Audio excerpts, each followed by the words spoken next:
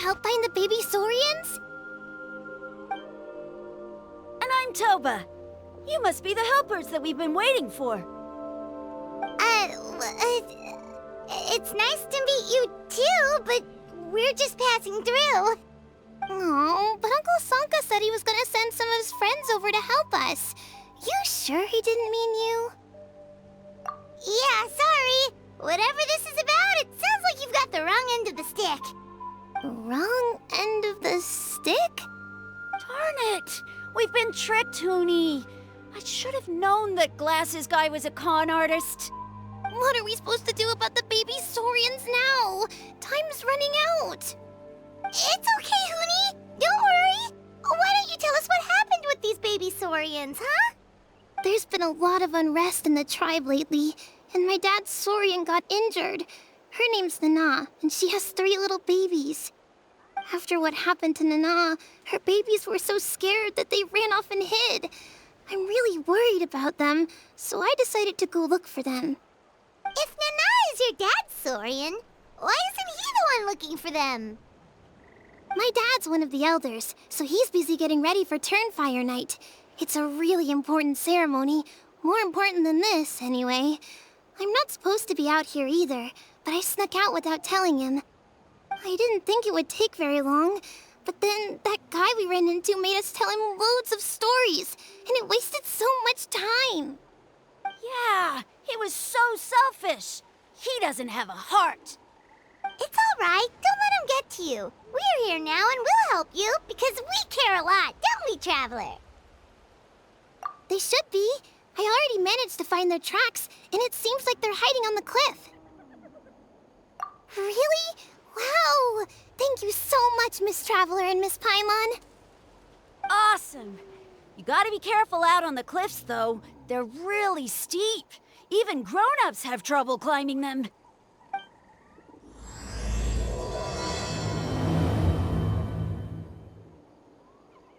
Huni said the baby saurians are on the cliff, so let's find a way up.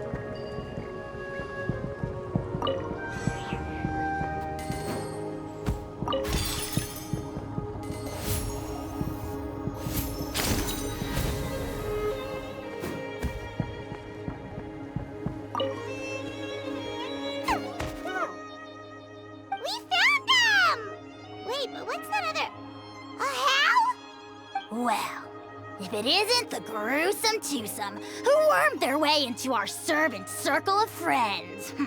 Still awestruck from the last time we met? Would that be why you hastily scrambled up here to pay your respects the moment you saw us? I suppose we can't blame you. Such is the spell that our majesty casts on our minions. Very well. You heathens leave us no choice. The almighty Dragon Lord, Kahula shall grant you the audience that you seek. Come, pucker up.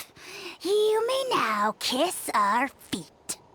Wait, aren't you like Kinich's sidekick? What the heck are you going on about? You're somehow managing to be even more annoying than the last time we met.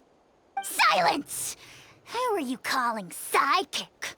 We are the Dragon Supreme, sovereign ruler of the Nation of Flame. We shall have you know that last time, were it not for Kinich's earnest pleading on your behalf, you would have received not a single word of mercy. Oh, come on. You talk big, but Kinich clearly has you under lock and key. That's great, sovereign to you. You dare invite the wrath of the almighty Dragon Lord, Kahula How. You will burn in Turnfire for 1,000 years for your blasphemy! If you must know, our humble servant begged us to investigate an abyss incident near Huitzlan, and we chose to grant his request. Abyss incident? See this little lizard? Its mother, a medium-sized lizard, came under the influence of abyssal power. In her confusion, she attacked my servant's tribe, then assailed her own offspring. Yikes. So how is she doing now? She was but a lowly bug fighting against the power of the abyss. Naturally, she has departed for the Night Kingdom. Such a fragile creature. Apparently, she ended her struggle by leaping from a cliff. Leaping from a cliff? My dear anemic flying ant, as addled with questions as your head may be, please keep them to yourself and wipe that absurd expression off your face. We are the almighty Dragon Lord Kahula-How, not a wish-granting fountain. Anemic flying ant? You! Just you wait. Two can play at the ugly nickname game. We sense a faint abyssal energy. An evil sorcerer must be lurking nearby, but they are well hidden. If you encounter any suspicious outlanders, be sure to give them a robust interrogation. Suspicious outlanders? Wait, are you mocking us? How dare you cast aspersions on your ruler, heathen! You're just lucky that our servant has such vile taste in friends. Otherwise, we would beat you black and blue, and then purple, then black again!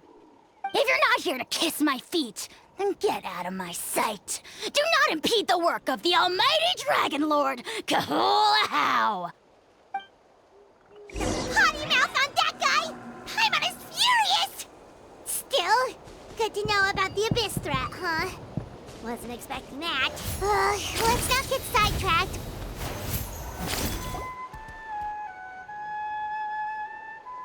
Wow, you're back already? That was so fast. I'm so glad that the babies are all right. Thank you both so much. Now we can finally go home and stop worrying about them. You're welcome. Pizza cake! You're not from Natlan, right? Because your clothes look different than ours. Hey, you must be tired after all that climbing. You should come take a rest at my house. Yeah, please come. I promise you'll get a big Scions of the Canopy welcome. We love having guests, and you're really nice people. Not like Glasses Guy. By the sound of it, Glasses Guy wasn't from Natlan either, right? Uh-huh. Well, his clothes sure weren't. You know what? Now that I think about it, there was something really fishy about him.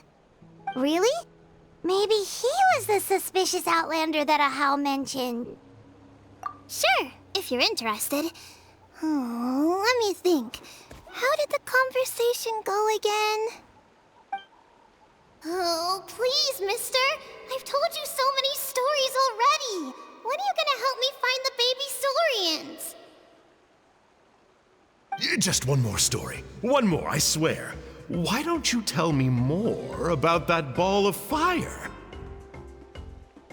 I heard that there was a huge transparent ball of fire that used to burn 500 years ago, 1,000 years ago, maybe even further back than that. Oh, you mean Turnfire. That's where the ancient name Mollypo comes from. Oh, wow. So it was the origin of an ancient name. That's impressive. Uh-huh. There's a story behind every ancient name.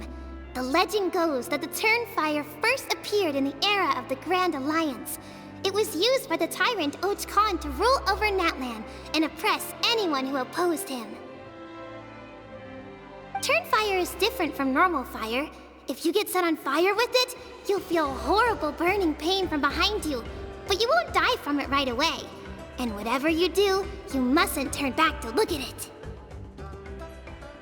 Why? What happens if you turn back? As soon as you turn around, poof! You get burned to a crisp. Well, good golly gee.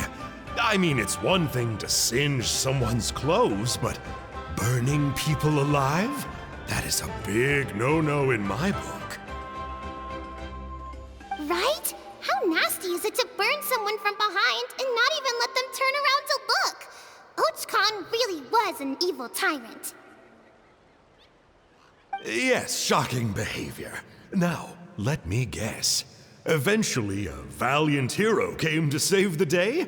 That's usually how these stories go. Good guess, Uncle Glasses. Seems like you really know your stuff. The hero was called Yupanqui.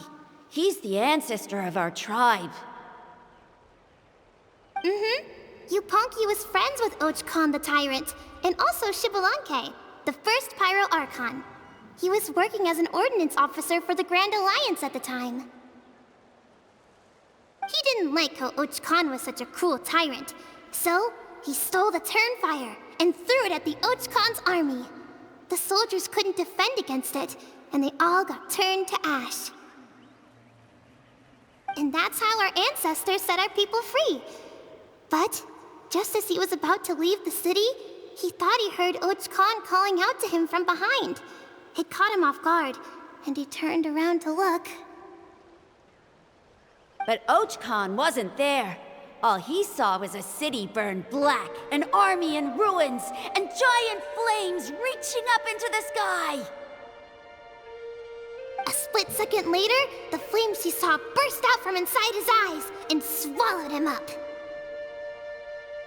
All it took was a single glance.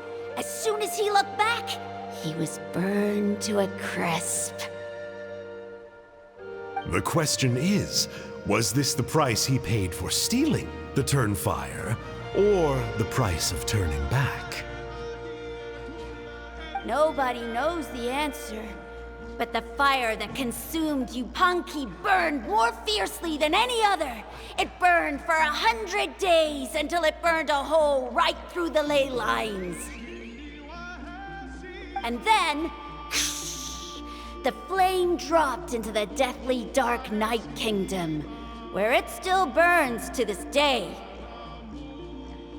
The grown-ups say that it lights up the path that leads to the next life. But for the dead to be reborn, they have to accept the flames and be purified by the fire first. It's like a final look back at your life, where you have to answer for everything you did. Anyway, that's the story of Yupanqui's Turnfire. Ah, a fine parable indeed. So, is it true? Is it really possible to find this fire in the Night Kingdom? I don't know. I think it's just a story. Either way, I assume this name has been passed down in your tribe ever since? Sure has. It went to Burkina, the hero that we celebrate on Turnfire Night. But that was 500 years ago. Yeah, and now it belongs to Kinich. So we often call him Malipo Kinich. Kinich, huh? All right, Uncle Glasses, that's enough stories. Now, can you please go find the baby saurians for us like you promised? I would, but doesn't the legend of the Turnfire teach us not to look back? Let's not go dredging up the past. Tell me more about this Kinich guy. One more story, I swear. Starting now. No? Careful, Toba. You look dangerously close to cursing me out right now. Tut tut. We can't have that. Cursing is for grown-ups only. Uncle, you'd better not be trying to trick us, or the Turnfire will get you when you die. How would it get me if I'm outside of Natlan? Uncle Glasses isn't from here, you know. Unlike you.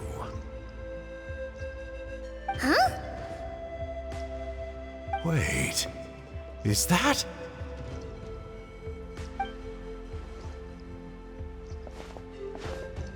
All right, kiddos. I'm a man of my word. 2 of my friends are on their way here, and, yeah, they'll help you out on my behalf. Work them like dogs, okay? That's what they're here for. Don't go easy on them just for my sake. Really? Well, first, can you tell us your name? We met at the foot of this cliff, so beneath the peaks, let's go with Sanka. Seriously? If you don't believe me, turn around and see for yourselves. They're right behind you. Huh? Where? Oh, wait! Uncle Sanka, where did you go?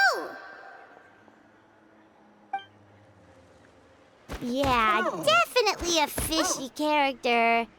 It sounds like he was digging for info about the ancient names. Yeah, and not only that, but he betrayed us too. He'll pay for this. All he got out of us was some stories, though. What's the worst that could happen? Traveler, maybe we should go tell Kinich about this. Ahau says he's investigating it, but he's a bit of a loose cannon. We probably shouldn't take him at his word. Huh? You know Kinich? Not very well, but we have met him before, and one time we had a meal together. Aw, man, I'm so jealous. I never even spoken to him. He's so cool. He's the Saurian hunter, and he has a really awesome ancient name. Me neither. I don't think my dad really likes him, though. He always tells me to stay away from him. Probably because of that little creep he always hangs out with. He's nasty, and he's so full of himself. Oh, the creep who calls himself Kahul Ahau? Yeah, we've had the pleasure of meeting him too. He sure loves pushing people's buttons. Exactly. I don't know why Kinich partnered up with him. Why didn't he pick me instead? Uh-oh! Honey, look how late it is. We've been out way too long. We better get home now or we'll get yelled at. Oh, yikes. You're right. Okay, well, this path here leads to our settlement. If you decide to visit, remember to come to my house. If there's anything you need, my dad can help get it for you. Hope to see you soon. We gotta run. Bye for now.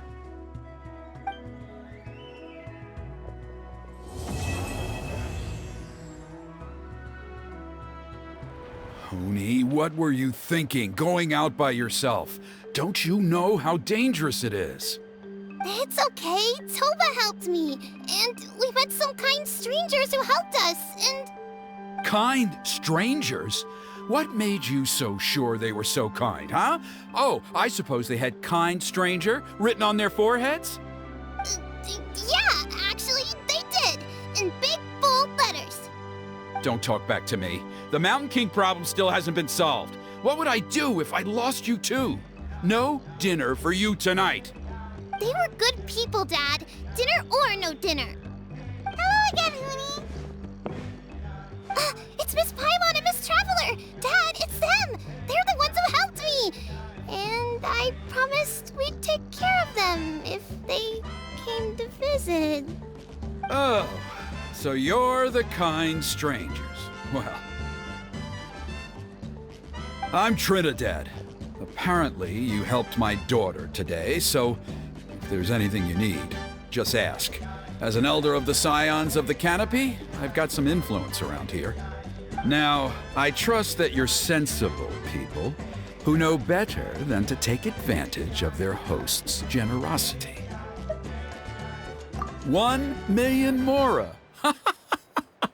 At least you're a straight shooter. I can respect that much.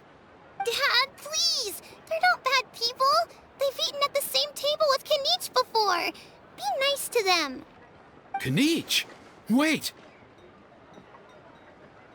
I heard that 2 mysterious travelers from afar showed up at the Stadium of the Sacred Flame. Are they you? And Paimon's the other. I do apologize. A lot's been going on in our tribe lately, and I suppose the pressure must be getting to me. I can't believe I was so rude to you. I feel ashamed. We got off on the wrong foot. Can we, start over? Oh, now we're talking. Seriously, though, don't worry about it. Already forgotten. We're just happy to see Huni got home safe and sound. Oh, you just arrived, I take it, and it would be my honor to give you a hero's welcome tonight. Careful now, that's quite an about face. We've heard that kind of thing can lead to spontaneous combustion around these parts.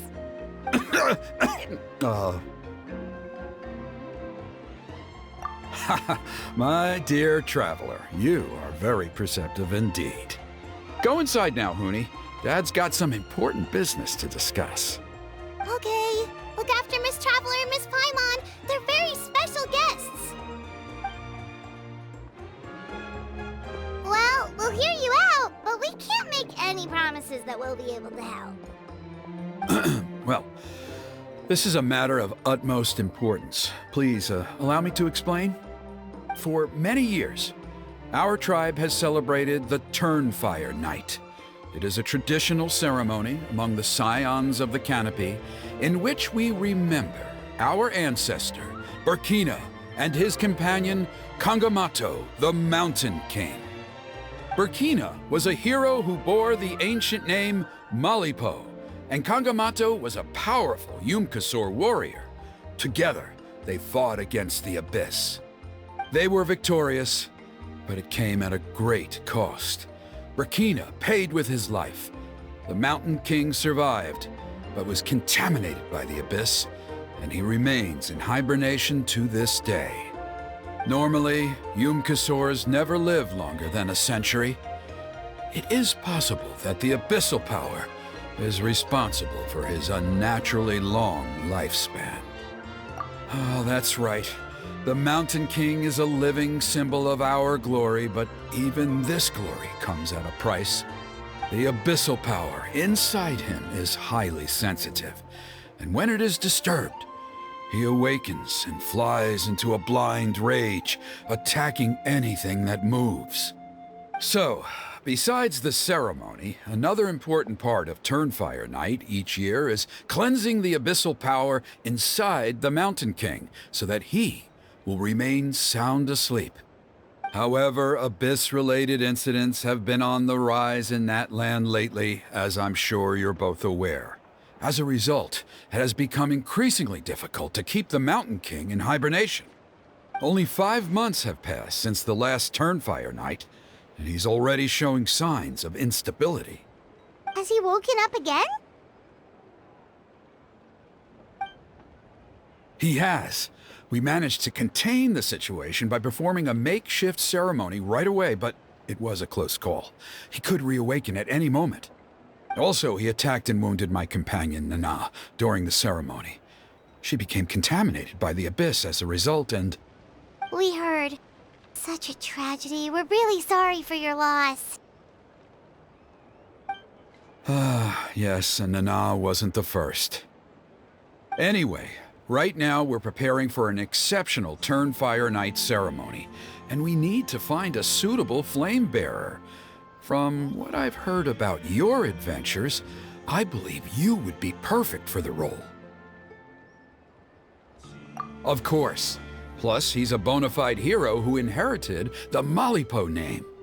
Oh, you mean Kinich? Yes, he's the one. A hero, worth his weight in gold. And unfortunately for us, he's all too aware of that. No prizes for guessing what he said when I asked him to host a Turnfire Night outside of the annual schedule. An exceptional ceremony? Oh, I'll have to charge an exceptional price. I swear, no other concept exists in that boy's brain. I'm not the one to usually talk about people behind their backs, but I'm convinced the Wyub got hit on the head and took a wrong turn the day it chose to give that ancient name to him. I mean, have you ever heard of a hero whose mantra is, "What's your asking price?" Oh, and don't get me started on that insufferable Ahau he hangs around with. Thinks he's God's gift to mankind. Pompous fool.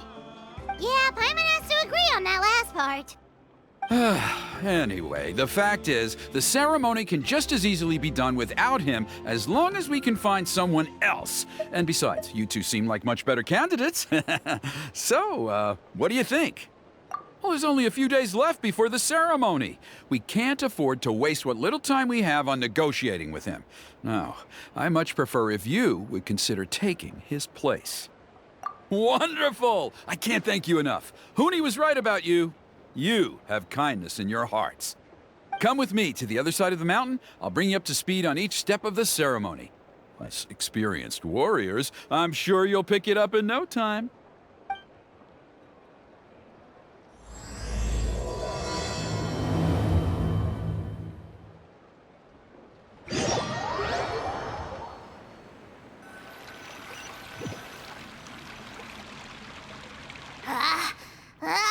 Achoo!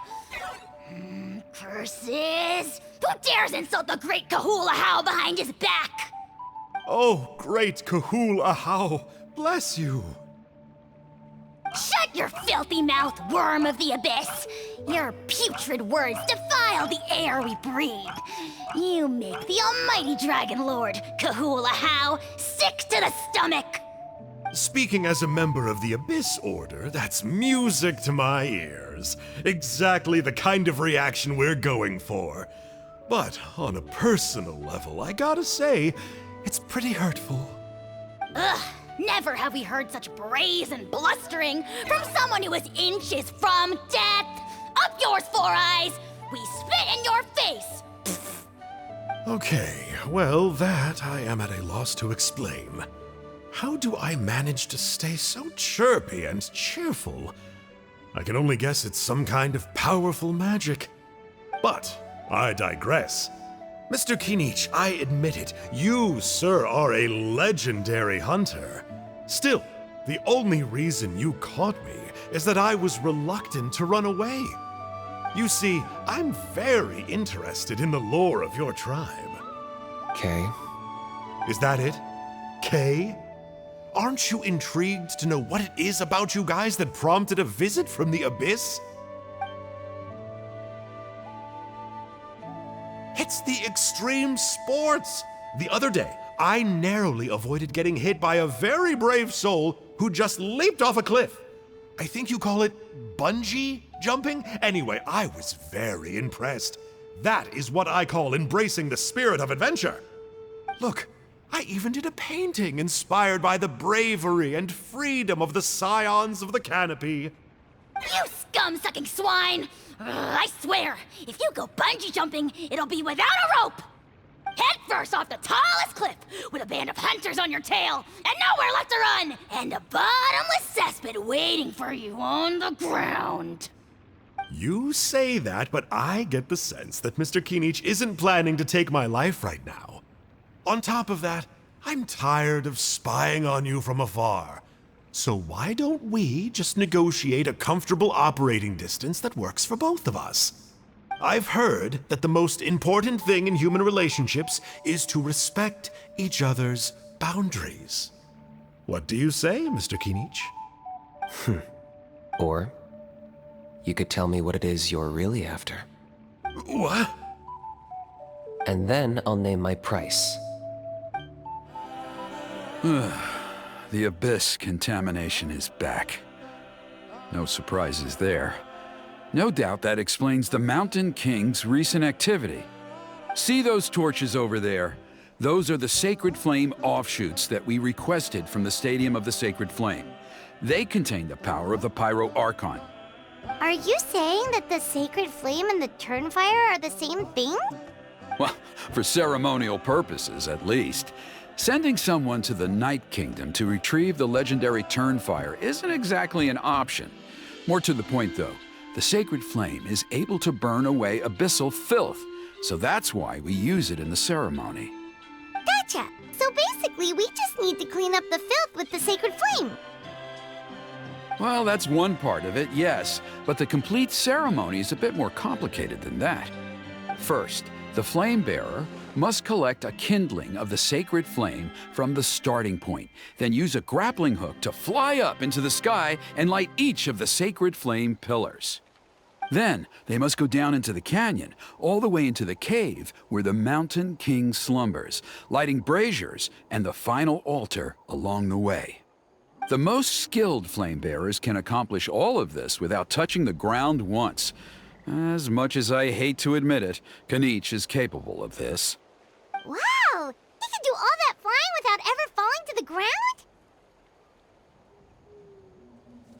Well, of course Paimon can. It'd be much harder for you guys. Well, don't worry. It's not a requirement of the ceremony. You're allowed to touch the ground. The only thing you're not allowed to do is turn back. The flame bearer must always keep moving forward. You can't skip a pillar, then come back to it after lighting the next one. To do so would be to disrespect our ancestors. So, what actually happens if you do turn back? Surely the fires don't just go out. If you're not careful, you might get burned. What about today then? Does the same rule apply?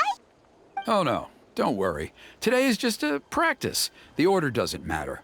You just need to take the sacred flame, cleanse the filth, then go light all the braziers. Are you ready? I'll repeat all the key points again.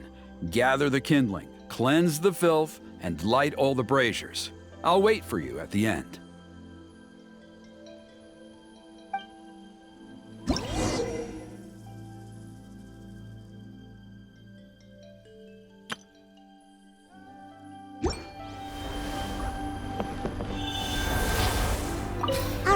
Let's use this kindling to complete our mission.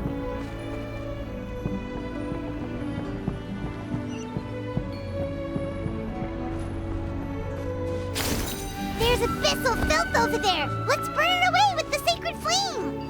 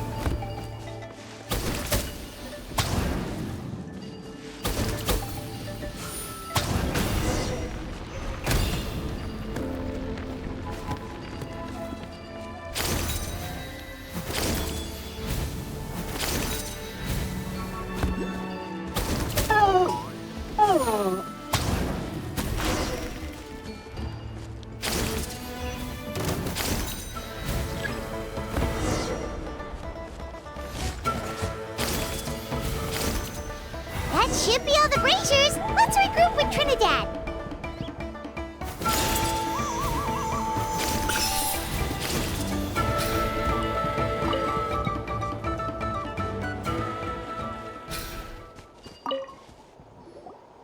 I knew I was right about you. You have outperformed all of the other previous candidates.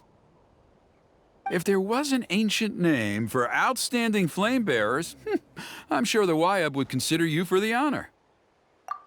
Yeah, although it would probably take Paimon quite a bit longer. All right, now there's still a few days left until the ceremony, and I should probably get back so I can inform the chief and the other elders that I have found the flame bearer we need. Oh, you mean they've still got to sign off on it? Some of them are still hoping we can come to an agreement with Kinich, but that's only because they haven't seen you in action. Still, I'm the one responsible for securing a flame bearer, and my recommendation is you. Just for Paimon's own peace of mind, are you sure it's not going to be a problem having Outlanders take on such an important role in your ceremony? See that place over there? There was a time, long before the age of Burkina and the Mountain King, when we, Scions of the Canopy, called that our home. After a period of upheaval, our ancestors were forced to move away. Now, it has become a place where our youths go to develop courage and kindle a spirit of adventure. If we fail to keep the threat posed by the Mountain King at bay, it might not be long before we have to move again and find a new home. So, to answer your question, I think everyone will agree that you are the right choice. Fair enough. Desperate times call for desperate measures. I'll need you to drop by my place at some point before the ceremony, if that's all right. There are still a few final details that we need to discuss. Okay, see you later then. You have my gratitude. We've helped out with a lot of other local festivals before, but this one feels a little different. Anyway, let's take a break before heading back to Trinidad's place.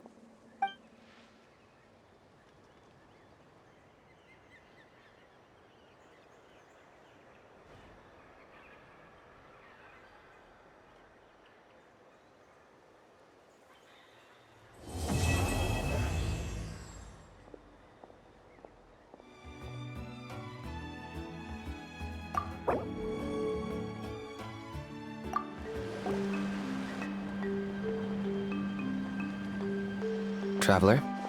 Paimon? Kinich! Fancy meeting you here. We've actually been looking for you. I'll get straight to the point. I hear you accepted a proposal from Elder Trinidad. Oh, the, Turnfire Knight, you mean. You were still his first choice. It's just... Oh, jeez. It's not what it looks like, promise. Chill, it's cool. I only mention it because there's something you should know. And I suspect Elder Trinidad hasn't been completely forthcoming with you.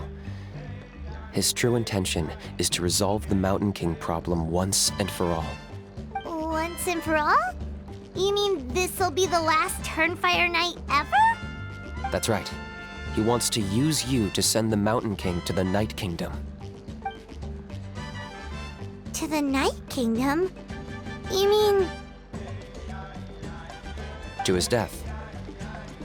Whoa, are you serious right now? You shouldn't go blurting out accusations like that. It could get you in trouble.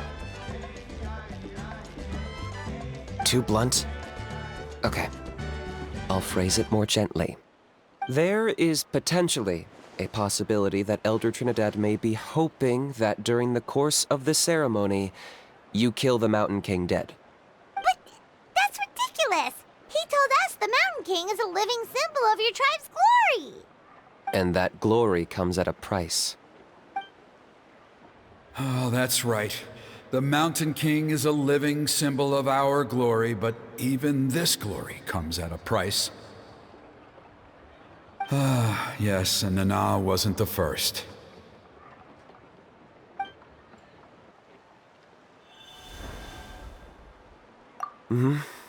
She likely won't be the last to lose her life either.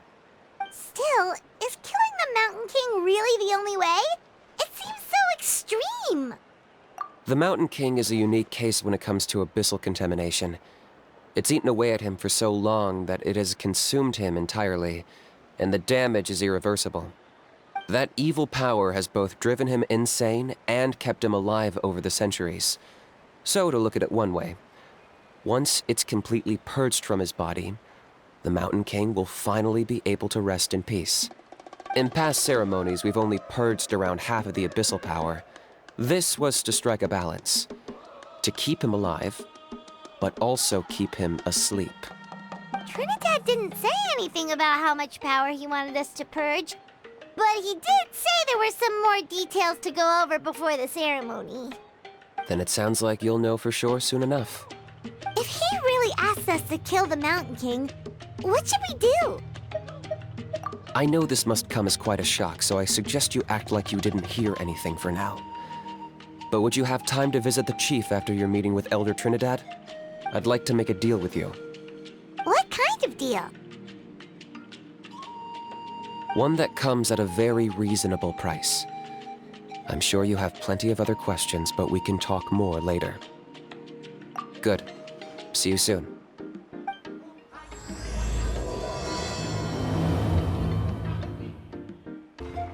Ah, mighty Outlanders, you have returned. Did you have a good rest? It was, pretty good, yeah. Glad to hear it. Things are progressing very smoothly on my end. Many of the elders have heard of your heroic deeds, including the chief. They all speak very favorably of you. There are still those who insist that the ceremony should be performed by the bearer of the Malipo name.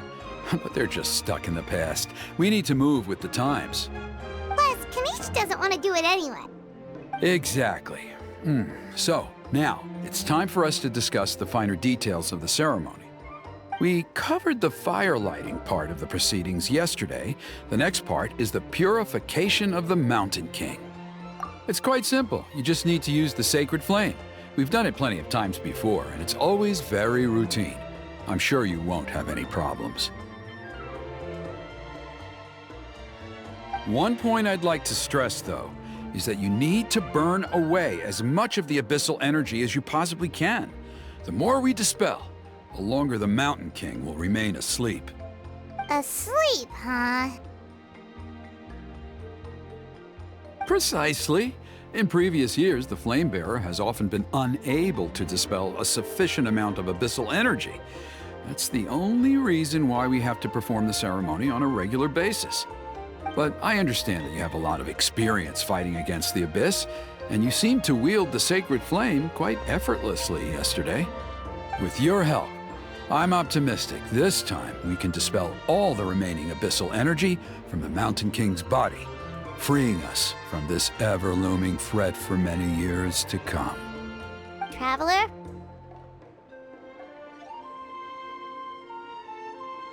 So this doesn't faze you at all, huh? You clearly have a lot of confidence in yourself. If that's all you really need to know, the ceremony's in 3 days. I'll come and fetch you when we're ready. In the meantime, feel free to take a look around our settlement. It would mean a lot to the elders if you got to know some of our people. And if you wouldn't mind helping them out with a few errands here and there, that would be even better. So now we have extra errands to run? Maybe we should add a little extra to the price. Just a humble suggestion, that's all. It will help you gain the respect of our people, and as a mighty hero, I truly believe that's what you deserve. I'll be sticking around for the next few days, so if you have any questions, you know where to find me. Seems like Kinich was right. We should go meet up with him right away.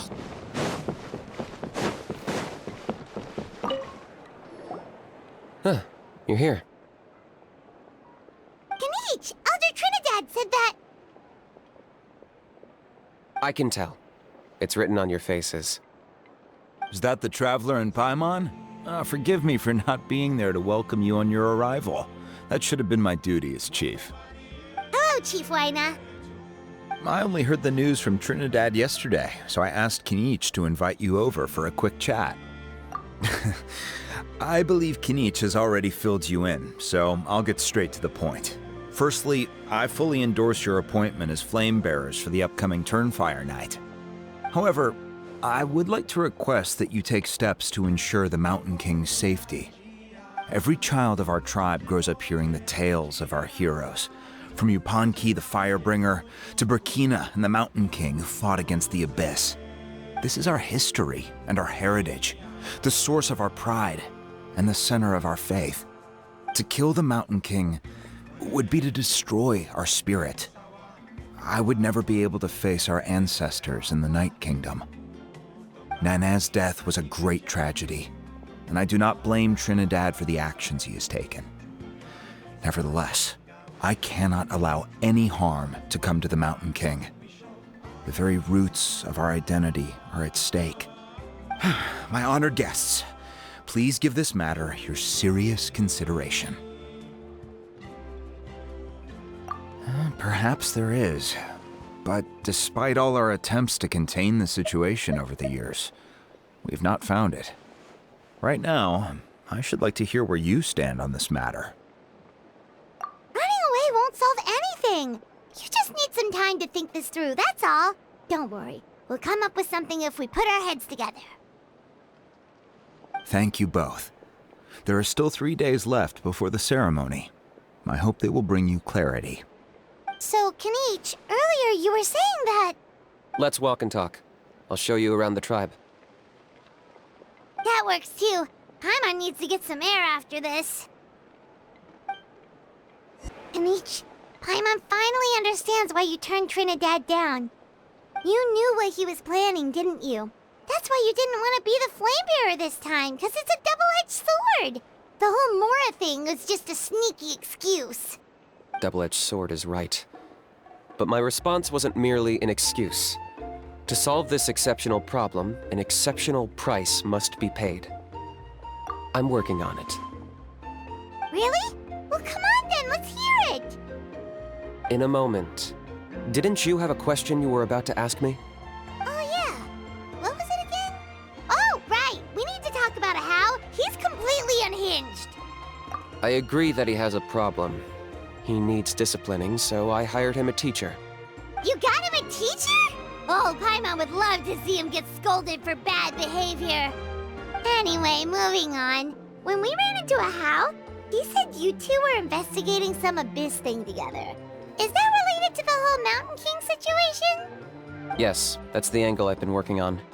I'm a Saurian hunter, but I occasionally hunt the abyss too. One time I was pursuing some purple demonic dogs when I accidentally entered a hidden space. I did some research after the fact. Apparently they're known as beastly rifts, and there are many of them of all different sizes. That's where those purple dogs were coming from.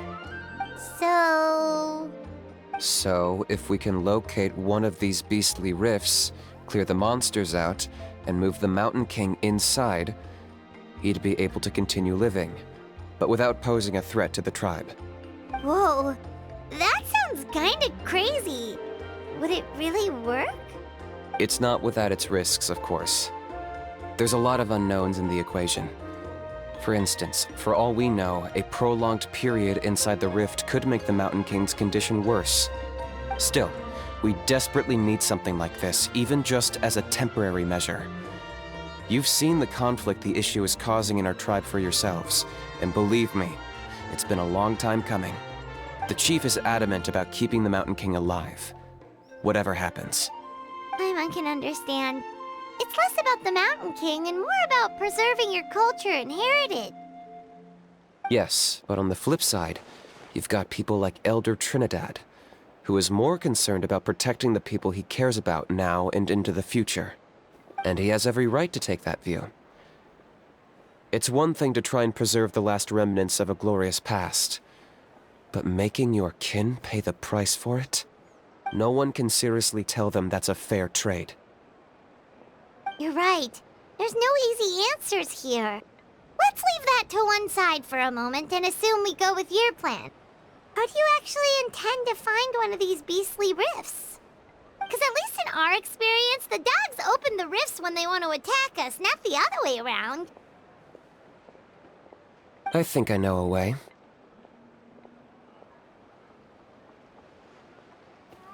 You have any better ideas? Not at the moment, but it just feels like using the power of the Abyss for our own ends isn't gonna end well. After all, the Abyss is what turned the Mountain King into a monster in the first place. People are gonna think you've lost your marbles. If it doesn't end well, then that's the price we pay. Everything in the world comes at a price.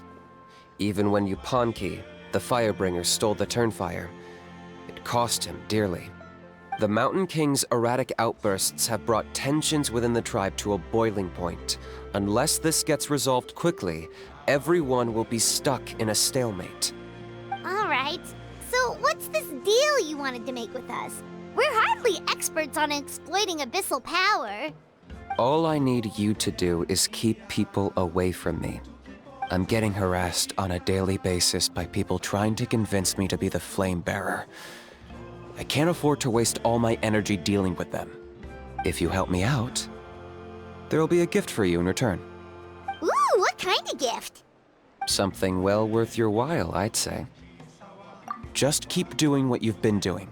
Integrate yourself with the tribespeople, so everyone comes to terms with the fact that we have a new flame bearer.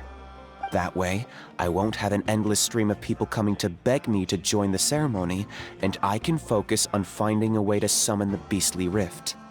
Then, when the day of the ceremony comes, we'll move the Mountain King into his new home. Still sounds pretty crazy. Even for a daredevil like you, that's dangerous. And even if it works, what if neither Chief Lina nor Elder Trinidad are happy with it? Have you thought about what you'd do then? At least the two of them would finally be on the same side of the issue, leaving only me on the opposing side. The tribe needs leaders like them far more than a Saurian hunter for hire like me. Can I take that to mean that we have a deal? For sure. And who knows, maybe we'll come up with an even better solution to all of this in the next couple of days.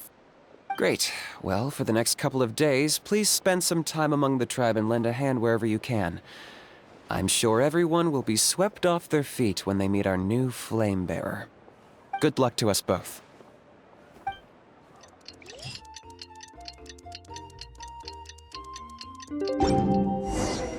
Okay, task for the day.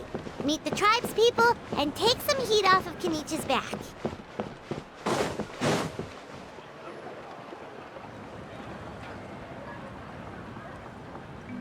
Huni, how can you call the Mountain King a monster? Because he hurt a lot of people. And look what happened to Nana. But it wasn't on purpose. The Mountain King is sick, that's all. He's been hurt by the Abyss. That's true. But the fact remains that he's now a threat to all of us. How can you be so harsh to someone who's sick? If you don't take back what you just said, I don't know if we can carry on being friends. Toba, Huni, what's wrong? Huni's saying nasty things about the Mountain King. It's not right. He's our hero. Once upon a time, maybe, but not anymore.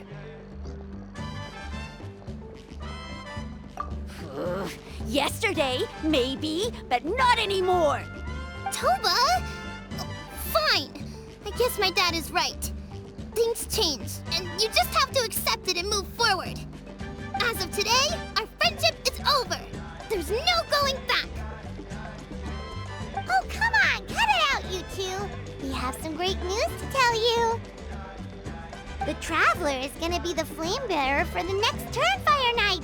She's gonna do a beautiful ceremony and cure the Mountain King's illness for good. What? Really? So that's what my dad wanted to talk to you about?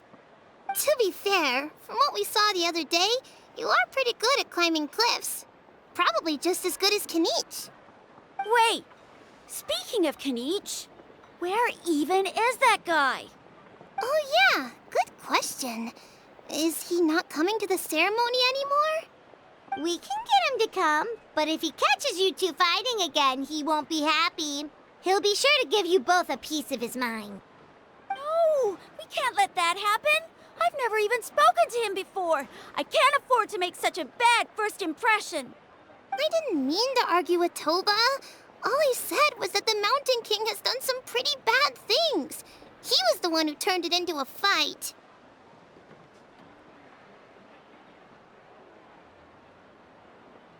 Yeah, if you weren't friends, there's no way Toba would have come to look for the baby Saurians with you. All right. Well, because it's the Traveler and Paimon and Kinich, I'm sorry, Toba. I'm sorry for all the mean things I said about the Mountain King. Dad just really misses Nana, and I was really upset that she's gone, too. Huh? Oh. I shouldn't have spoken to you the way I did either. It wasn't very nice of me. For the Traveler and Paimon, Kinich, and for Nana. I'm sorry too, Huni. That's more like it. Now you're best friends again! Guess so. Toba, if I ever say something mean about the Mountain King in the future, I'll make sure I say it to someone else, and not you. I'd better go buy some colored cloth for my dad now. He needs it for Turnfire night. Let's play again some other time. See you, Toba. See you, Traveler and Paimon. Okay. I'll head home as well then. See you next time.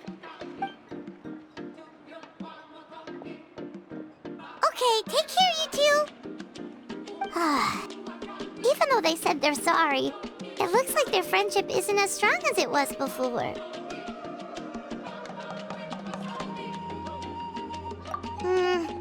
Let's just hope we can solve this once and for all. Come on, let's move on.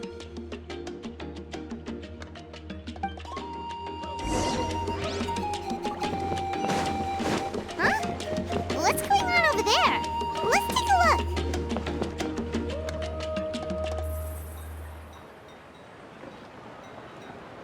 Hey there! What's happening here? A rehearsal for the Turnfire night dance. Ooh, there's a dance involved? Paimon wants to learn too! You don't know it? Ah, I guess you're not from these parts, huh? It's rare to see a new face around the tribe these days. I thought everyone would be keeping away. Why do you say that? Because of the Turnfire night, of course.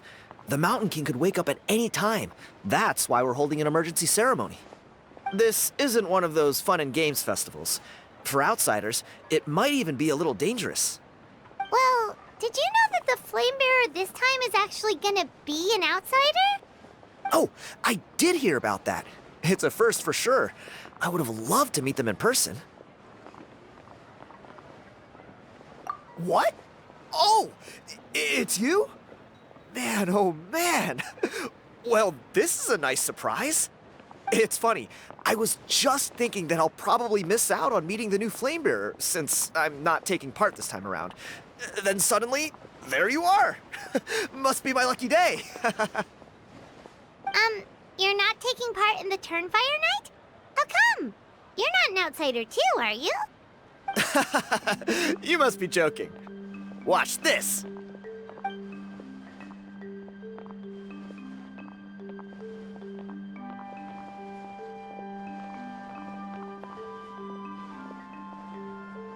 Not bad, right? Yeah, I'm considered one of the better looking guys who dances beneath the pillars of the sacred flame. Been doing it a few years. Always gets the ladies out to watch.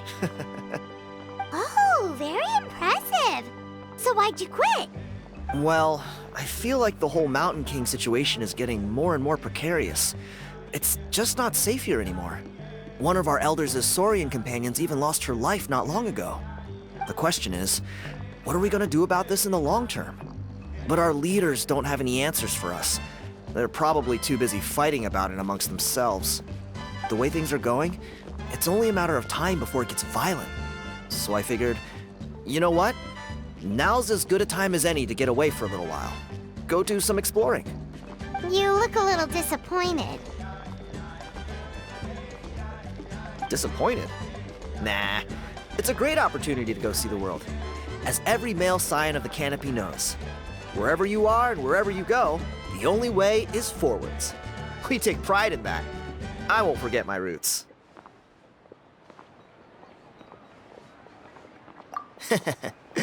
I managed to get in touch with the Saurian Relics Association. They gave me a simple test. Find a decent quality relic, and they'll make me a member. What's the Saurian Relics Association? You've never heard of it? It's a group of amateur history enthusiasts who do research on the ancient Saurian era. They're all about collecting relics and remnants from that age. Speaking of which, the guy who was Flamebearer before you, I've heard that his Saurian buddy comes from that time. A how? A how's a relic from an ancient Saurian civilization? Oh, yeah, him. So you know those two already, huh? Then, do you know how they met? It was deep inside some mysterious ruin, and they signed a contract there. The association folks say that the kind of contract usually comes with a huge hidden cost. Really? That sounds ominous. Who knows? But if it's true, Kinich can probably handle it. He knows what he's doing with weighing up contracts and costs and stuff. I doubt he'd make a contract that doesn't benefit him. Strangely enough, I actually happened upon a strange mural a while back, and it looked to me like it was depicting a Saurian and a human involved in some kind of Saurian-era contract ritual. Oh, does that count as a relic then? You bet it does. I was all ready to go take a picture of it and use it as my entry ticket to the association. But after all the abyssal activity recently, I heard that area's been overrun by monsters. The best laid plans, huh? I'll just have to wait and see if things improve. Or... you look like you know your way around a fight. I don't suppose there's any chance you'd be able to help?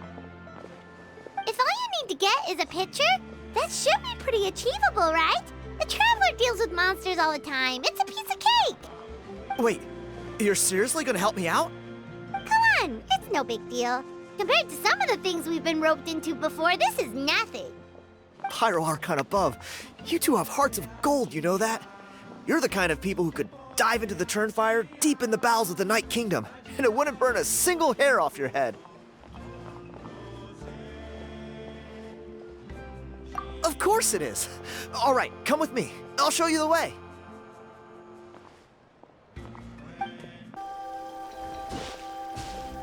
There it is.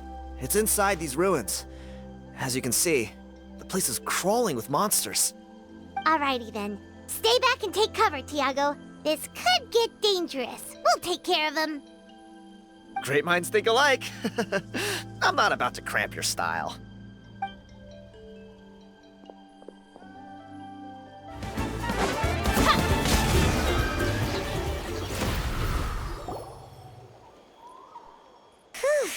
That should be the last of them.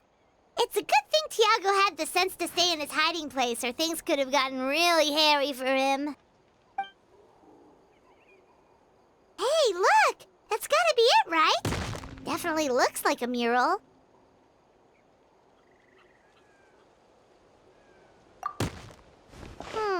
True. Now that you mention it, most ancient murals take up a whole huge wall. This looks more like someone with a paintbrush got bored and started doodling. It does match the story he told us, though. There's a Saurian and a human. So, is that supposed to be what an ancient contract ritual looked like? Whatever. We're not here to decipher it. Just photograph it. That's a wrap. Let's take it back to Tiago. You've been robbed? Oh, Ponche. And I thought my luck was bad. I put blood, sweat, and tears into that, and now I've got nothing to show for it. Some gap-toothed goon stole it from me.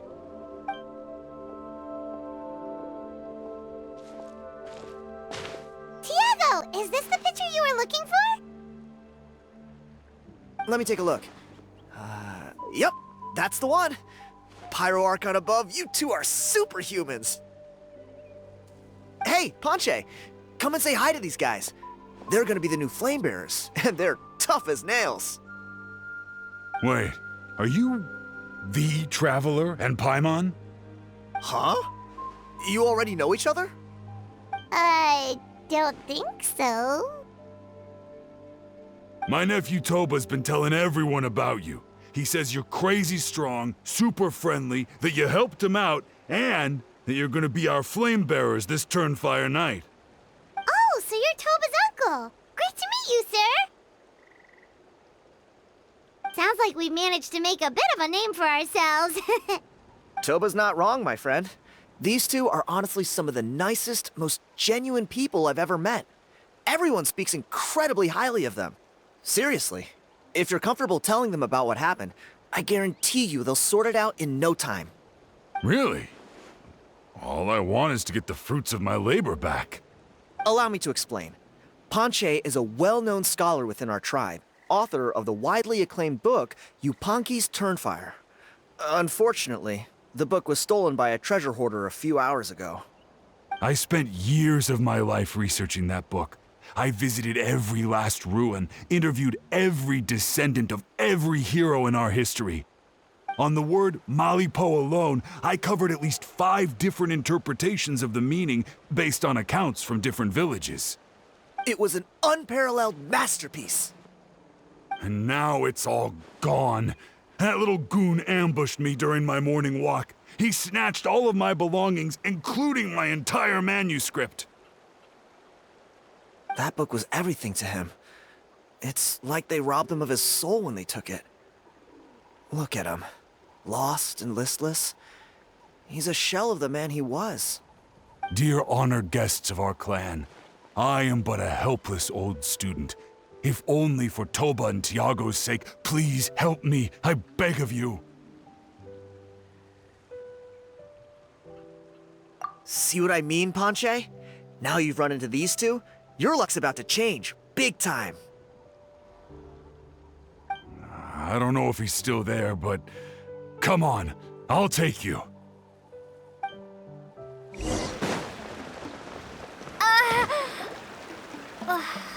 Hey! You thieving rat! Give me my things back! What do you want now, you old bum? God, you're a waste of space. Prepare to get shoved butt first into a tree hollow. Oh, what's this? Brought a little bodyguard with you, huh? All right, let's see what you've got. What's this? Eat dirt, suckers!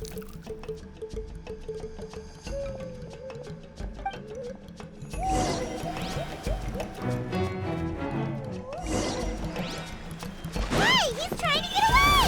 You good? Let's chase him down! Stop, please! By all the warriors, heroes, gods, and kings, I can't run any longer. Please, I don't have your stuff anymore. Have mercy. Oh yeah? Well, where is it then? I threw it away.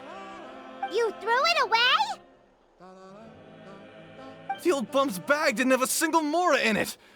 Just a tatty old book, worn out pens, and some old rags. All that time lying in wait was for nothing. I was so mad I just threw all of it away. Is that really the truth? Okay then, where did you throw it away? The same place you found me. Look, I swear on the Pyro Archon it's the truth. May all my worldly possessions be turned to ash by Turnfire if I'm lying. Okay, that's a pretty strong oath. What do we do now? It sounds like he's telling the truth. Right, let's hope nobody gets to the book before we do. We'll never get it back then.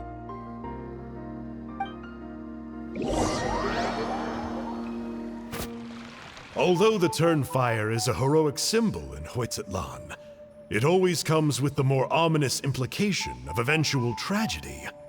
This holds true for all bearers of this ancient name in recorded history. Each one of them died of non-natural causes, as if the specter of the Turnfire was always lurking in the background. This appears to suggest the existence of some higher power that is always watching the name-bearer, examining their actions, and eventually demanding payment in return. None can escape this payment, unless, perhaps, they could honestly swear by Turnfire to never make a single mistake in their entire life. Yupanqui's Turnfire. What an incredible work on ancient name philology. I can't believe it was just lying there for me to take. Let me see, the author is Ponche. Nice. A gentleman and a scholar. Silence, book muncher. The great Kahula will suffer your droning voice no longer.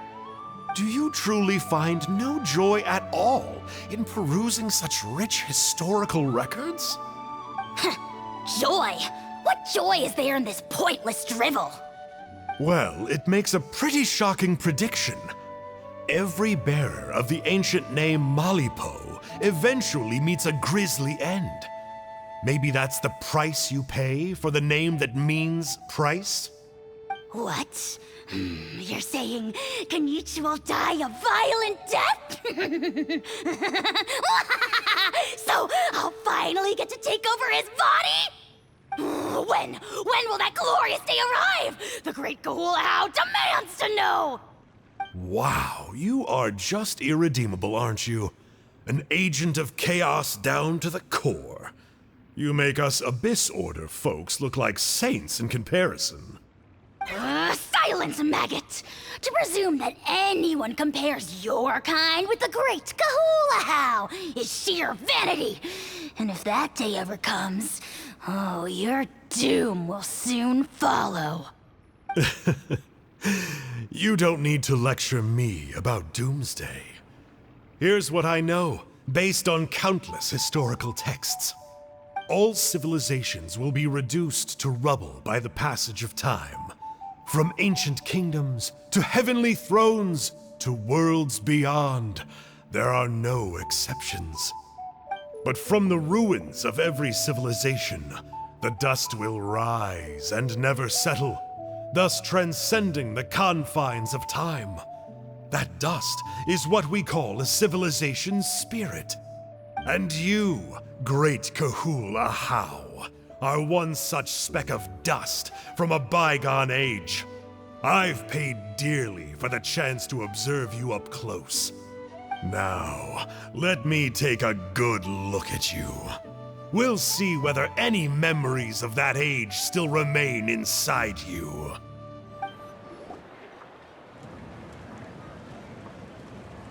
We're so sorry, Mr. Ponche, but we couldn't find your manuscript anywhere.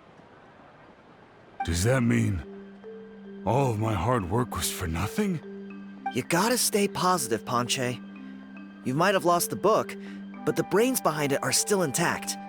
Surely you remember the main points at least? The whole reason I worked so hard to get it finished before the Turnfire night is because I hoped that maybe it might help us find a way through these trying times. But now... well, not exactly. But I thought my research might at least be a starting point. Oh, really? So what did you find out in your research? I think the key to all of this lies in the power of Malipo. Ponche, you know as well as anyone that ancient names don't hold any real power. Symbolic power doesn't count. You're right, but Malipo may be a special case. Given that it first arose in the era of the first Pyro Archon, it might contain remnants of Xbalanque's power. Yeah, I remember that story. My grandpa told it to me when I was a little kid. Maybe you're the special case. Most kids stop believing in that stuff by your age. I'm not talking about childhood superstitions here. There is evidence. Like what? Like the fact that the Mountain King is still alive. Everyone attributes that to the power of the Abyss. But there's more to it than that. The key factor is that Burkina summoned the power of Malipo at the cost of his own life. If you don't believe me, then answer me this. How many other creatures can you think of who lived longer, not shorter, after being contaminated by the Abyss? Traveler, different situation but similar idea. Doesn't this remind you of the hilly... So, I came to the conclusion that Malipo must refer to some mysterious ritual involving a tit-for-tat exchange. It began with the first Pyro Archon, fell with the Grand Alliance, then was buried in the Night Kingdom. And now, it awaits the call of its new bearer. Hey. Sorry to interrupt, Ponche, but you seem to be getting a little overexcited. I'm sorry. I was originally planning on presenting my findings to Kinich. I'd hoped he would be attending the upcoming ceremony. Sounds to me like you dreamed up one fanciful theory to support another. Kinich, what are you doing here? I more or less finished what I was doing, so I came to have a quick catch-up. Now a good time? Kinich! I'm onto something. I haven't worked out all the details, but you have to attend the Turnfire night. So Mr. Ponche here has done a lot of research on the history of the Turnfire, and thinks he might have found a way for you to solve the problem. I'll be there, Ponche. Let's go.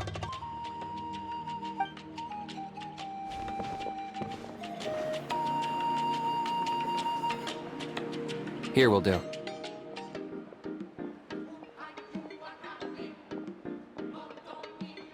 Yeah. I'd like your help giving it a trial run tomorrow.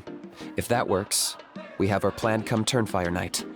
Sounds like you're not considering Ponche's idea. You heard him. He hasn't worked out the details yet.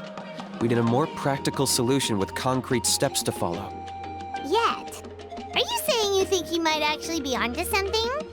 I think it's possible, based on something I know about the war 500 years ago. Burkina didn't fall to the Abyss. He was killed by the Mountain King in an episode of madness. In his final moments, Burkina made the fateful decision to not fight back, and instead pass his blood and power on to the Mountain King.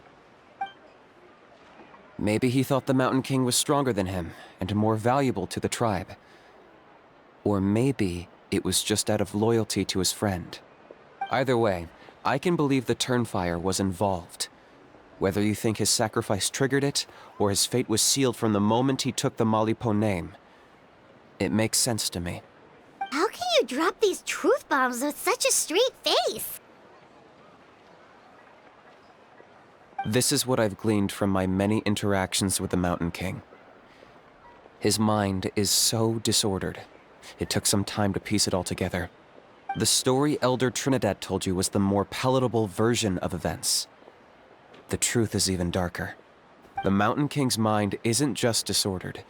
He is suffering and feels great shame. I believe he wants to be put out of his misery. What? Then what should we do? Should we grant him his wish? Of course not. We should help him move to a new home. It's the only practical solution. The Mountain King is a hero to my tribe. An object of worship, even. Ending his life would be like desecrating a statue. Still, he's been the cause of multiple disasters, and we can't afford to have any more. Ugh. Practical solutions hurt Paimon's brain. Can we follow our hearts next time? Then let's break for the day. I've already found a suitable venue for tomorrow.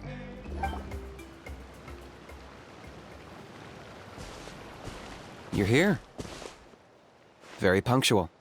Oh, so the gruesome twosome come crawling back. Here to make amends after the gross irreverence you displayed last time?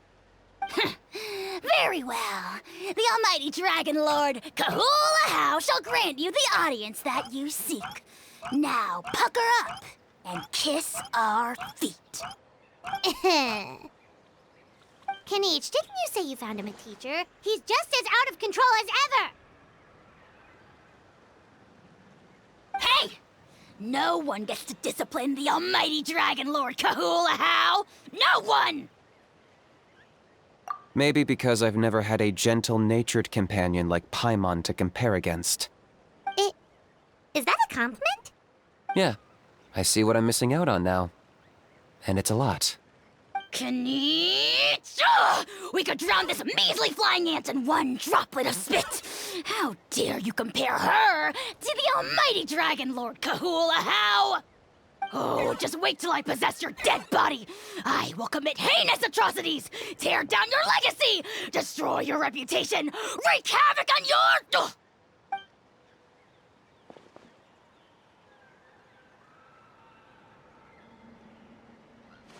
Traveler, Paimon, let's get down to business.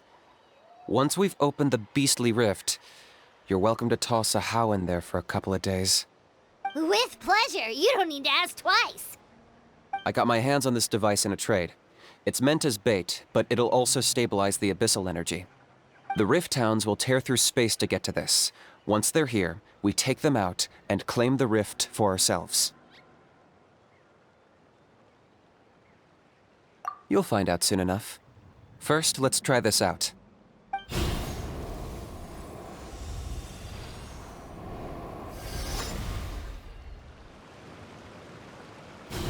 They'll tear you to pieces given half the chance, so be careful.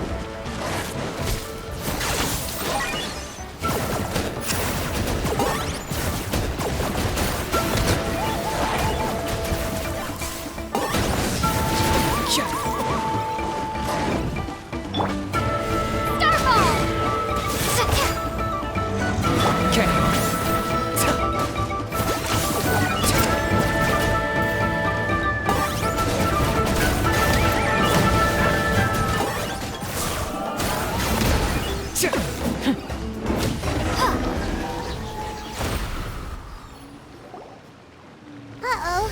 Are there even bigger ones on the way? You see, Kinich? I'm a man of my word. In fact, I'd say I under-promised and over-delivered. Nifty little gizmo, isn't it? I take it this is your true form?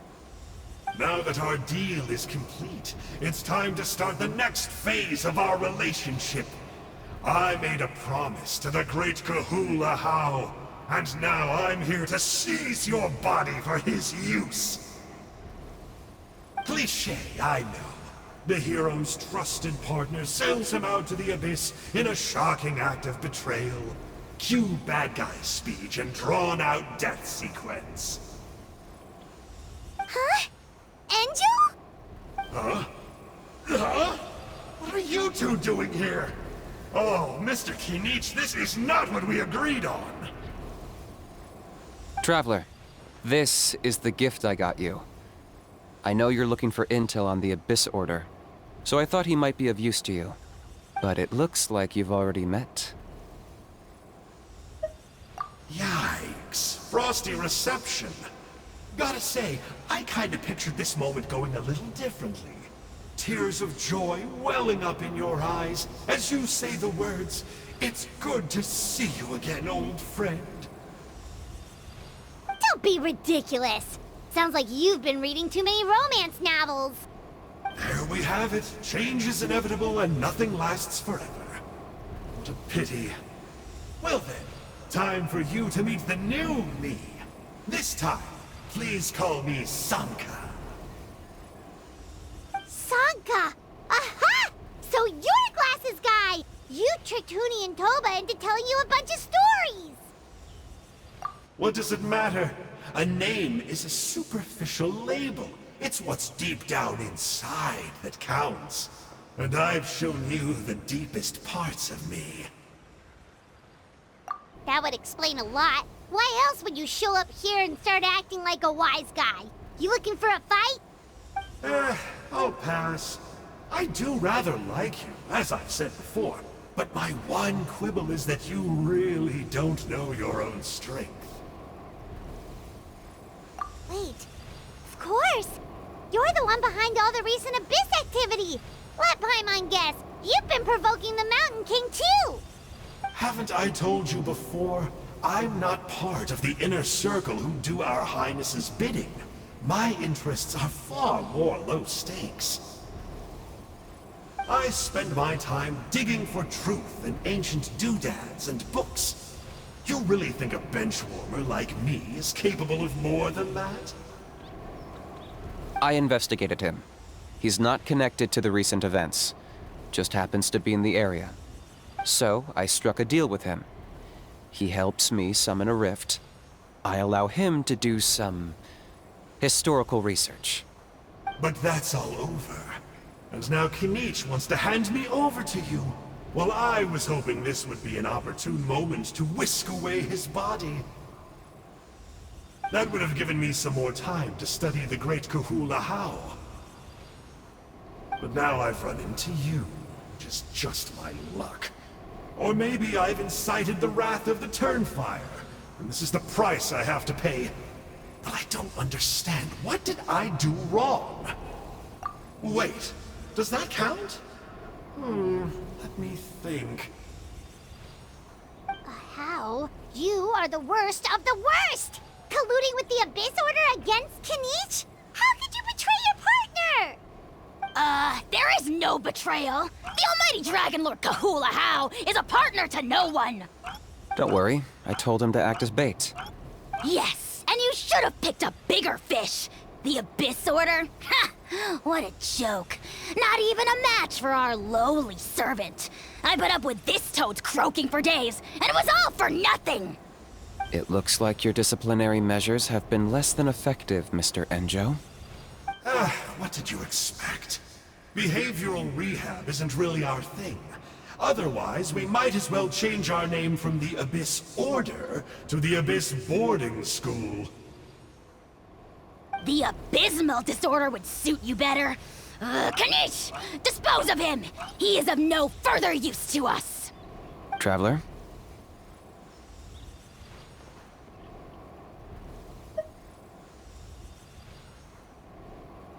You see, this is why I like you. Still, you shouldn't underestimate me just because I'm a lowly clerk. I could never beat you in a straight-up fight, but when it comes to running away, I won't lose to anyone. Do me a favor and remember how fast I disappear. Maybe then you'll show me a little respect next time. Darn! He got away again! Couldn't you have stopped him? It's all right. He's not worth our time and energy. Besides, it seems like he's in debt to a lot of people. I'm sure they'll keep him busy. If you say so. Still, Paimon's kind of surprised that you actually struck a deal with someone from the Abyss Order. To borrow that guy's words, names are superficial labels. Whether you call it the Abyss Order or anything else, it's a broad generalization at best. Think of it like apples that have fallen from a tree. If you tasted each one, you'd find that they're all at different stages of ripening. Even the unripe fruit blown off its branch before it's fully grown can still be brewed into a fine wine. Everything has its use. Huh. Well, in that specific sense, maybe Enjo's not such a bad apple. Not rotten to the core, at least. Of course! Only the almighty Dragon Lord, Kahula How, is rotten to the core and evil beyond redemption. Ugh.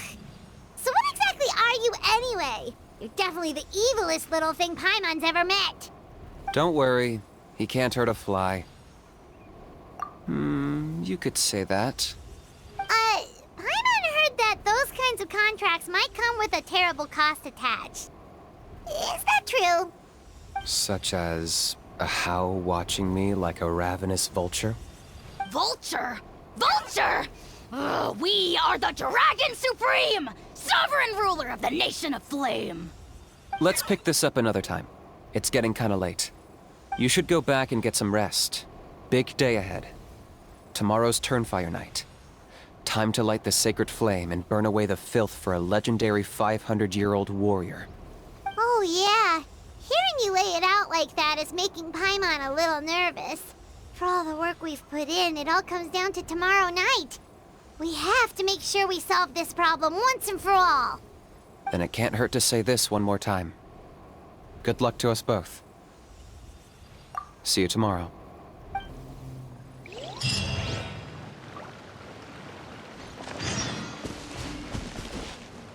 What happened to getting some rest? You're cautious, like me. I get it.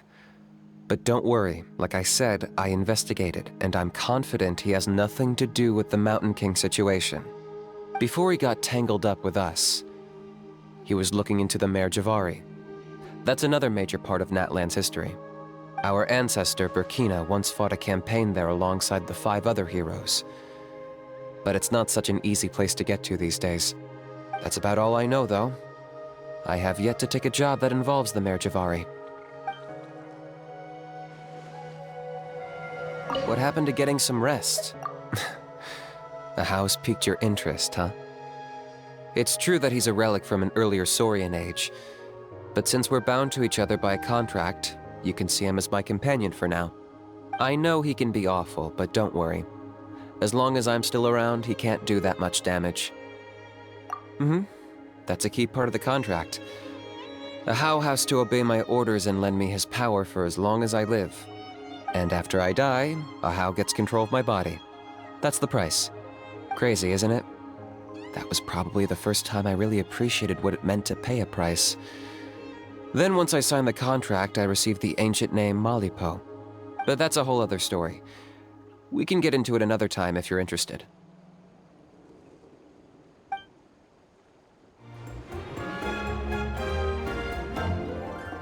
Ah, at long last, you're back.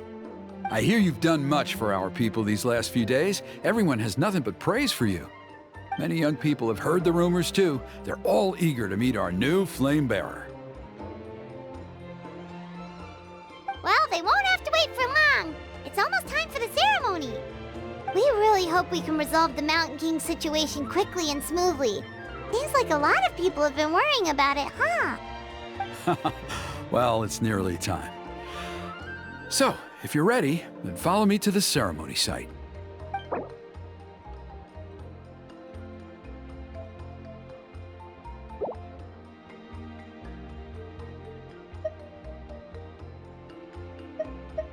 Of course, there's no rush. I can wait for you right here. Are you ready? Off we go! Here we are. Our honored guests have arrived. I have heard much about your fine work over the past few days. I hope you'll allow us to thank you properly after tonight's ceremony. Don't worry about it. Getting this huge venue ready must have been a huge task. No need to make extra work for yourselves on our account. Oh, if it means getting the Mountain King issue resolved, no cost is too great to bear. A resolution will come in due course, but every great fire starts as a tiny spark. We must take it one step at a time. No one would disagree with you if that were possible, Chief, but it's been far too long since we've seen a real step forward. Look around you. Can't you see how our numbers have dwindled since the last Turnfire night?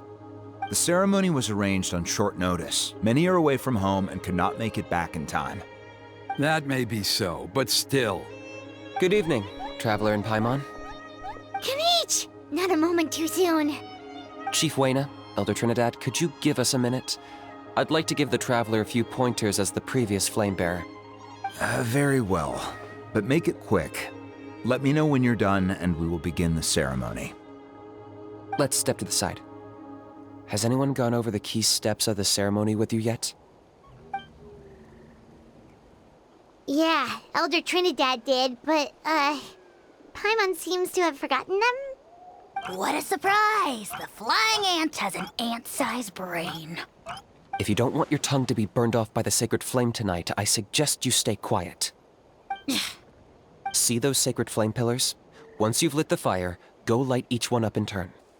Once that's done, head down into the cave where the Mountain King slumbers, light the braziers along the way, then bring the flame to the final altar. Then the ceremony is complete. That sounds simple enough.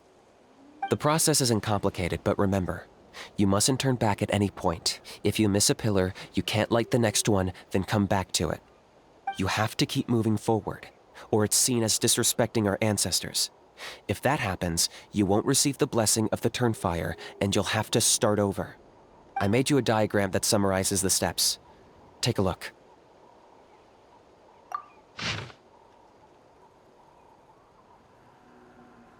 So that's our part. What about you?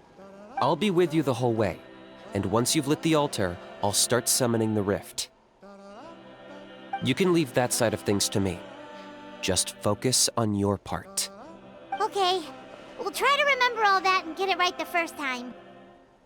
Ready when you are. But I think I saw Huni and the others just now. Maybe you should say hi before you start. Might make you less nervous. Just tell the chief when you're ready.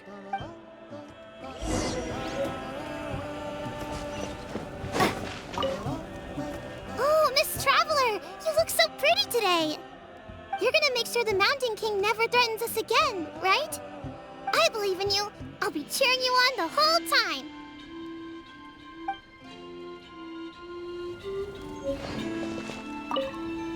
Mighty Outlanders, the time has finally come. You know what must be done. Please remember, you must cleanse as much abyssal energy as you can. This is the only way to prolong the Mountain King's slumber. I am sure you have what it takes.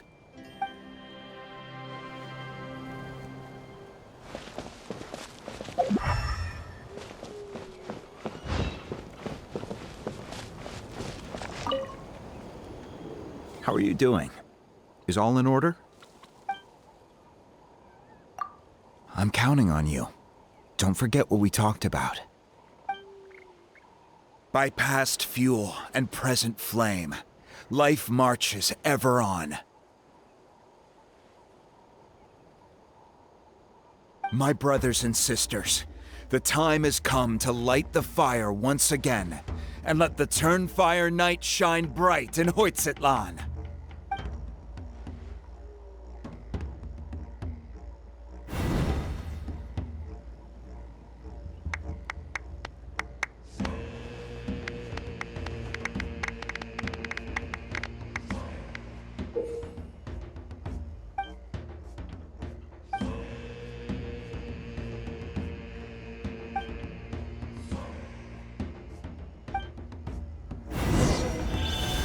Go get the sacred flame.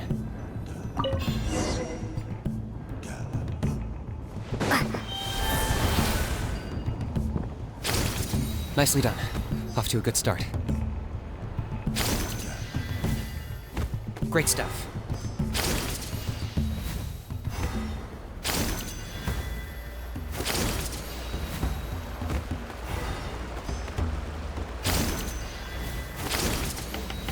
You're over halfway. Keep it up.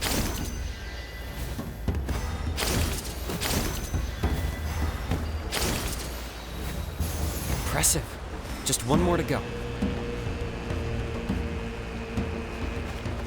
Come on, one last push. The final sacred flame pillar is up ahead.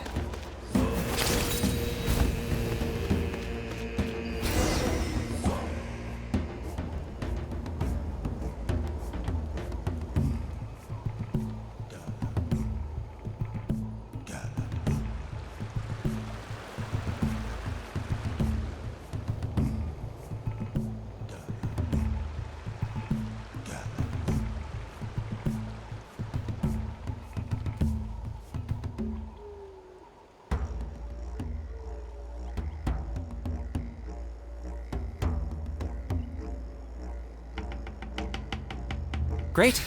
All the pillars are alight. Next, it's down into the canyon and head for the Mountain King's cave.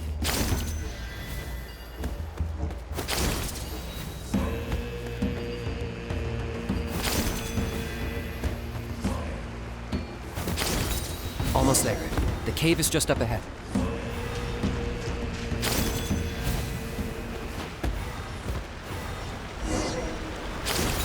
The Abyss presence is growing strong. We should deal with the contamination first.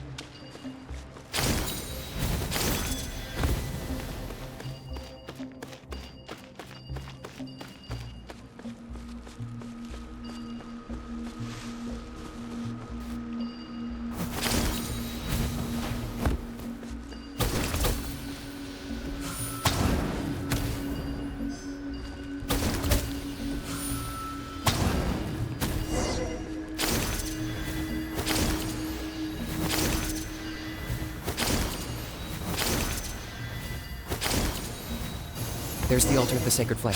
Remember, light up the torches around it first.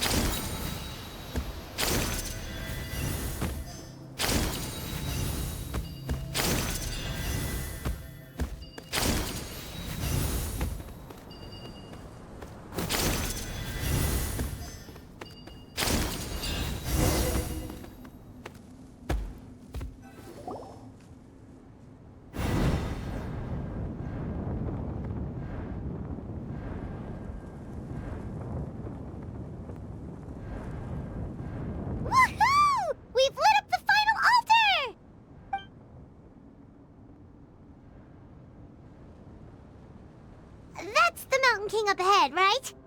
That's him. Kangamato, king of the Yumkasaurs from 500 years ago. He's very powerful. Paimon can tell. He's huge. Let's tread carefully. We don't want to wake him up. You've made it at last. You did even better than I expected. Traveler, now comes the final and most important step of the ceremony. Please use the power of the sacred flame to cleanse the Mountain King of abyssal filth. There's no need this time.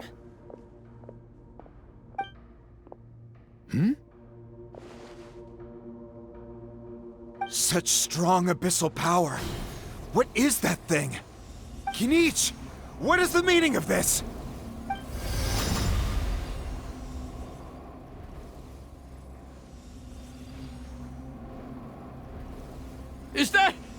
beastly rift! Chief Wyna, Elder Trinidad, this is about to get a little dangerous. You should step back. What do you think you're doing? Solving the Mountain King issue. You mean by having him torn to pieces by rift hounds? No, stop! We can't let that happen! Foolish Locust! Ugh, can't you see? We're trying to shove your Locust King into the beastly rift! But... I'm sorry, Chief Wyna and Elder Trinidad. This is the only way. Can you promise me that no harm will come to the Mountain King? I can't guarantee it, but I'm fairly confident. Traveler, this is not what we agreed on! You must cleanse the Mountain King of every last trace of abyssal contamination! Okay, I see what this is. You've been in cahoots this whole time!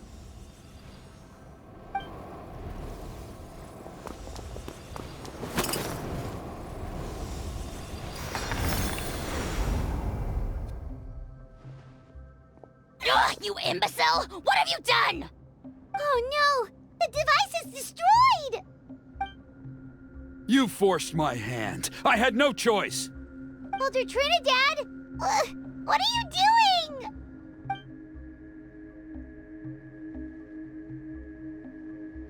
No! The Mountain King is waking up! He will cause even more casualties! Everyone, out! Now!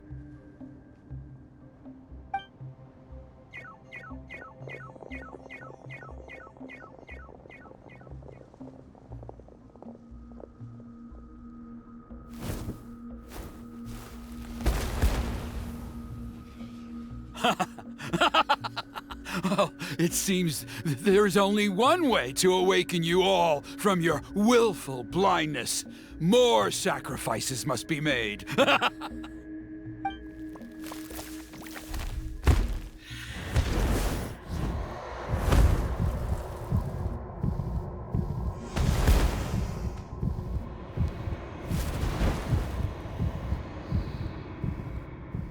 Take me, O Mountain King! Take me as your next sacrifice!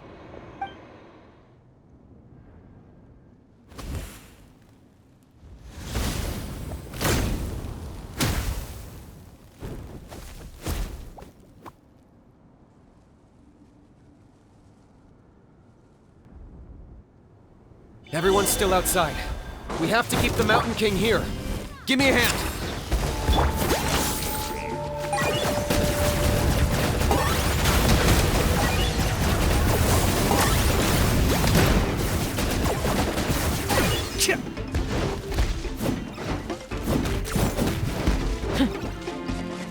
Watch out for the fruits he's spitting out. We can use those against him.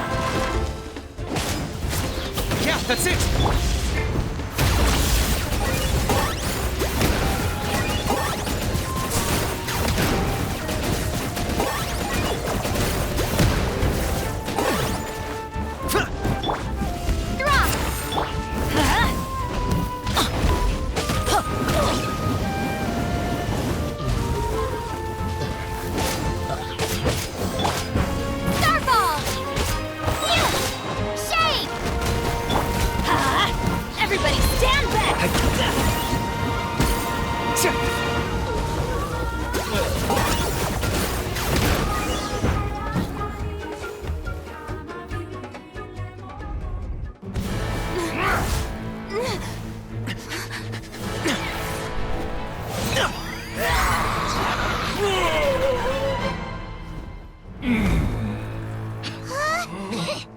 What do we do? We can't open the rift!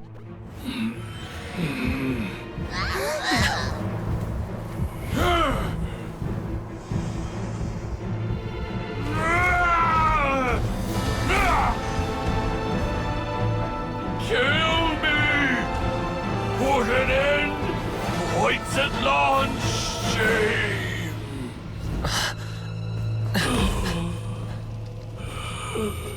By past fuel and present flame, life marches ever on. Oh, Burkina, I must atone.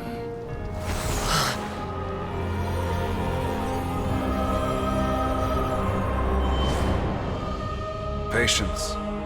We will answer to the fire for all our deeds. Even if one day I fall behind, never look back.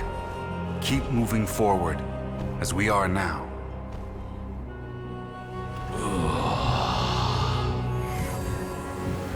Live with your guilt and shame. This is the price to pay.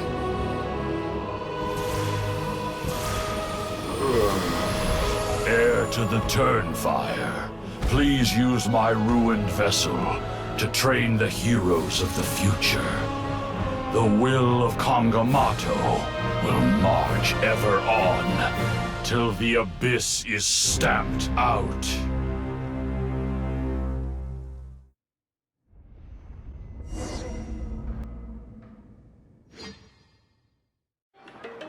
Traveler, you've come at just the right time. I have some good news for you. Trinidad's condition is stabilized. He suffered burns on much of his body, but we believe he'll survive. Guess that's the best news we could hope for. Paimon has to ask, is everyone in your tribe such a risk-taker? First Kinich, then Elder Trinidad? Is this the Scions of the Canopy's adventurous spirit in action? We're simply not afraid to charge ahead into the unknown. He's fine. Don't worry. He's gone to check on the Mountain King.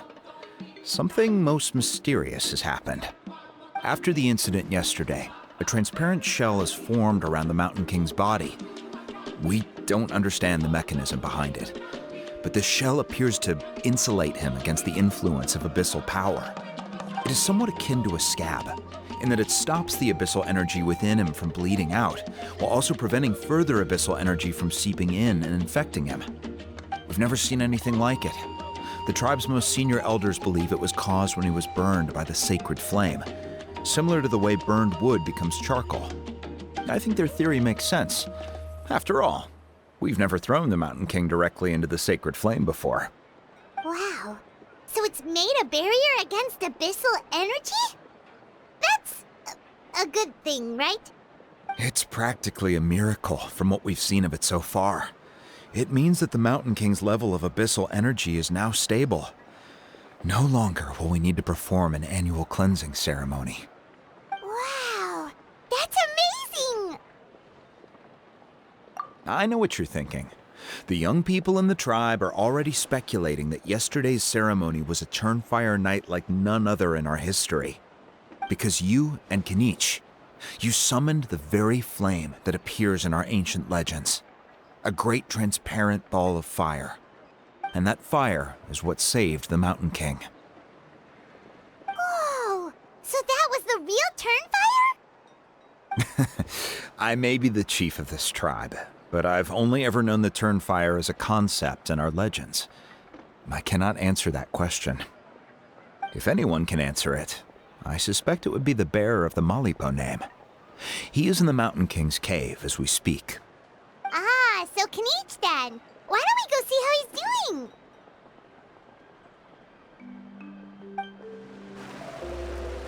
Hey, Kinich! Hey yourselves. You two doing okay after yesterday?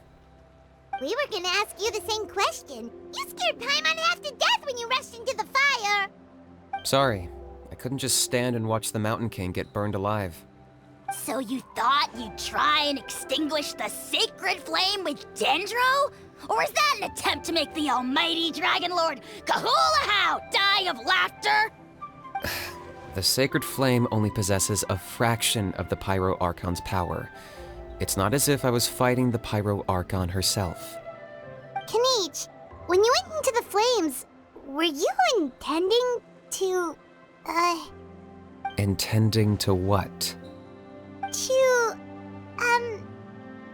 do the same thing as Burkina? Sacrifice myself? Of course not. My focus was on keeping the Mountain King alive, not on what it would cost. But now I'm curious. What made you think I was going to sacrifice myself? Well, because everyone's saying the Turnfire is what saved the king last night. And Ponche's theory was that summoning the Turnfire is a tit-for-tat exchange, right? So, Paimon thought thought you decided to pay for it with your life. So you've heard that rumor too. I'm afraid I can't say for sure. What happened yesterday was a first for me too. Well, even if you don't know, there's probably no one in the world who does. What I would say is, if that really was the power of the Turnfire, I'd sooner believe that the Mountain King summoned it himself. The Mountain King? Then, what price did he pay? The core meaning of price is not atonement or compensation, but what you're willing to give up in order to obtain what you want. It's easy to die for your sins. Much harder to live with the guilt and keep on going. In the end, the Mountain King chose the latter option. For Burkina and for the tribe. That's the price he paid. Alright, so how is the Mountain King doing now? Health-wise, there's nothing to worry about. He'll enter a fighting stance whenever we set foot in his territory. But his attacks are gentler now and not as crazed as before. Like he said yesterday, he just intends to be a sparring partner for people to practice with. Yeah, I tried communicating with him again, but he didn't respond. We dare say that Locust King has well and truly lost its mind. The lights are on, but nobody is home. Its body remains fighting fit thanks to the perverse power of the Abyss, but time has been less kind to its soul. It was ground to a pulp long ago. But we saw him come back to his senses yesterday. That was merely one last burst of brain activity before it croaked. As you humans would say, it went out with a bang. Oh, come on! Stop being such a doomer. Paimon bets the Mountain King has finally let go of the tragedies of the past now, and is focusing on moving forward. That's why he doesn't have time to chat with us. He's too busy thinking about the future. Well, at least it means my fellow tribespeople can move forward now too. Thank you for your help, Traveler. I owe you one. Yeah, that's right. You caught Enjo for us, remember? But he ended up being completely useless. It's not a fair trade if you lost out. Ah, that's on him. It's not your fault he's useless. Besides, we're friends now. You don't owe us anything. Friends? But your friendship is an even more valuable gift. I can't in good conscience accept it for free. So promise me, if you need anything in the future, you'll come to me. For you, I'll do anything.